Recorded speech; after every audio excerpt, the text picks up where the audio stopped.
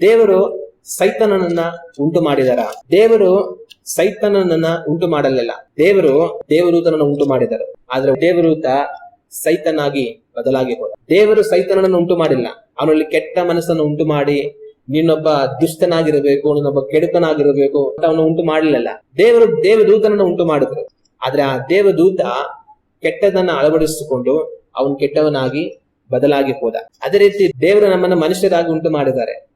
ಆದ್ರೆ ಒಳ್ಳೆ ಮನುಷ್ಯರಾಗಿ ಬದುಕೋದಕ್ಕೆ ಆರಿಸ್ಕೊಳ್ಬೇಕಾಗಿರುವಂತದ್ದು ನಮ್ಮ ಮೇಲೆ ಇರುತ್ತೆ.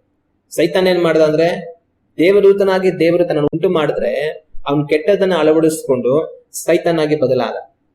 ದೇವರು ನಮ್ಮನ್ನ ಮನುಷ್ಯರಾಗಿ ಉಂಟು ಮಾಡಿದ್ದಾರೆ. ನಾವು ಒಳ್ಳೆಯದನ್ನ ಆರಿಸಿಕೊಂಡು ದೇವರ ಮಕ್ಕಳಾಗಬೇಕು.